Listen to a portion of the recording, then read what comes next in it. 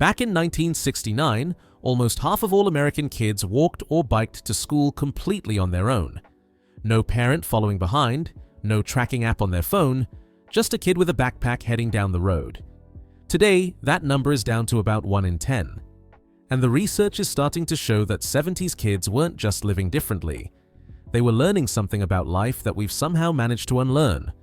When you grew up in the 70s, your parents sent you out that screen door in the morning with 4 words, "Be home for dinner." You walked outside and the world was yours until those streetlights flickered on. No check-ins, no scheduled activities, no adults hovering 3 feet away making sure you didn't scrape your knee. And that wasn't neglect. That was how kids learned to handle life. Environmental psychologist Roger Hart did a famous study where he mapped how far kids roamed from their homes during the 70s. He documented their secret spots, their bike trails, all the places they explored on their own. When he went back to that same town 35 years later, crime rates hadn't changed, demographics were the same, but children's freedom to roam had collapsed. Not because the world got more dangerous, because parents got more afraid. Boston College psychologist Peter Gray tracked what happened after that. He found that depression and anxiety among young people shot up 5 to 8 times higher than it was in the 50s and 60s. Teenage depression nearly doubled just between 2009 and 2019.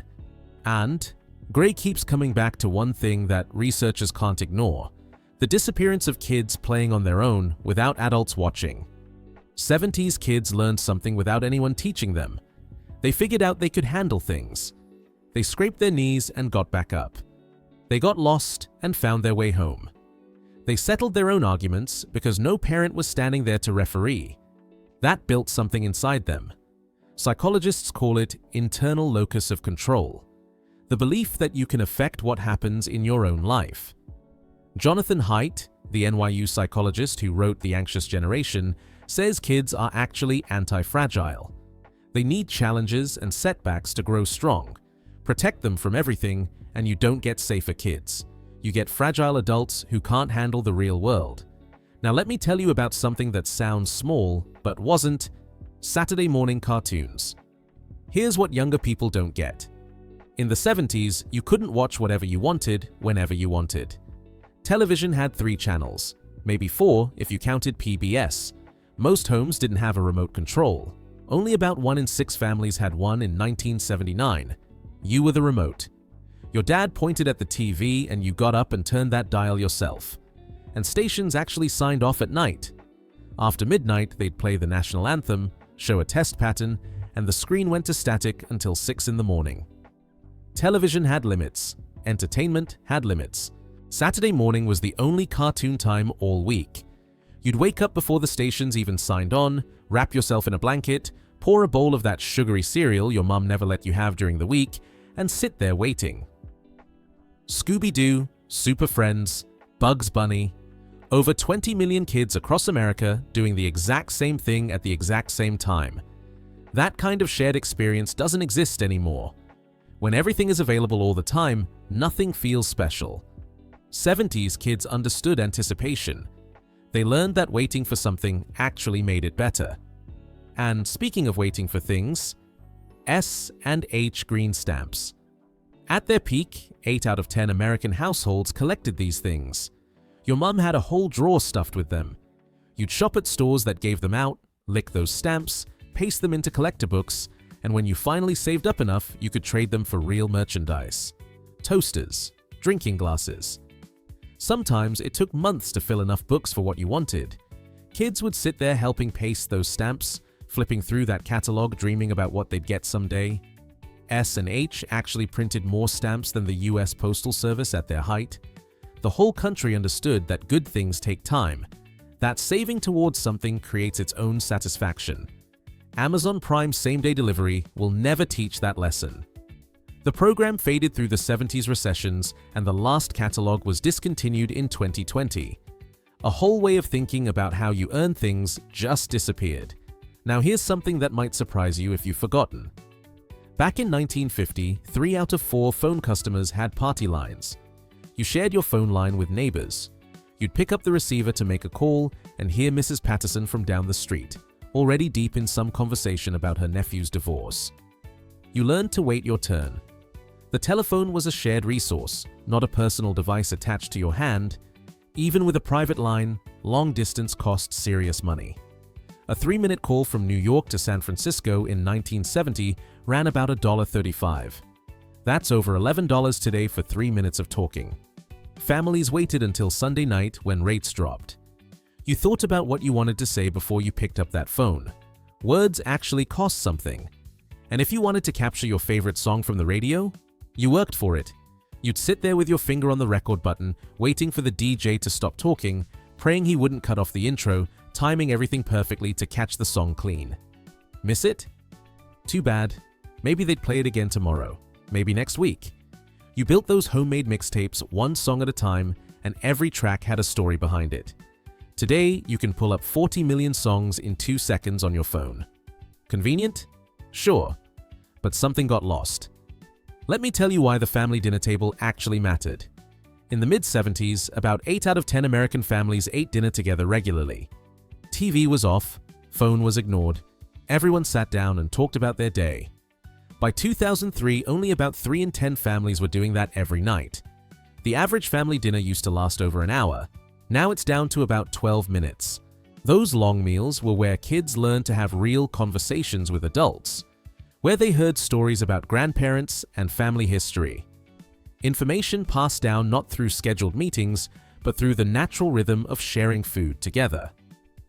Now here's what I think people really miss about 70s childhood. And this might sound strange. The danger. Not real danger. Managed risk. Kids rode bikes without helmets because helmets weren't even sold until 1975. They climbed trees, walked to the corner store alone, rode in the back of pickup trucks on summer nights. Station wagons had those rear-facing seats where kids bounced around making faces at drivers behind them. Seatbelt use in 1980 was only about 1 in 10 people. New York didn't even require them until 1984. Modern safety standards save lives. Nobody argues with that. Seatbelt use is up to 90% now. Child deaths in car crashes dropped over 60% since 1975. That's real progress. But researcher Sandseter found something important when she studied what she calls risky play. Kids who take on physical challenges like climbing heights, going fast, roughhousing, exploring on their own, they develop what she calls an anti-phobic effect. They learn that feeling scared doesn't mean something terrible is happening. They learn adrenaline isn't the enemy. That resilience follows them into adulthood. When you rode your bike down that big hill in 1974, you weren't just being reckless. You were learning what you could handle. You were discovering your own capabilities. Studies show overprotected kids have higher anxiety rates. College students whose parents controlled everything fared worse psychologically. They never got the chance to fall down and discover they could get back up. In the 70s, you learned to read a map because there was no GPS. AAA made these triptych booklets with your route highlighted by hand.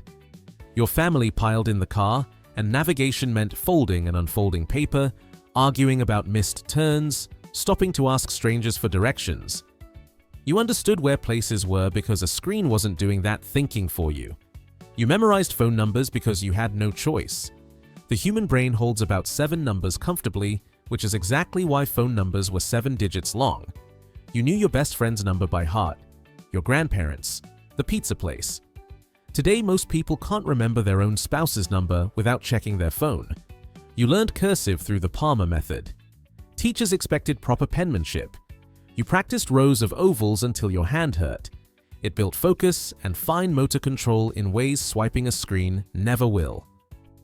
By 2023, 29 states had dropped cursive requirements completely.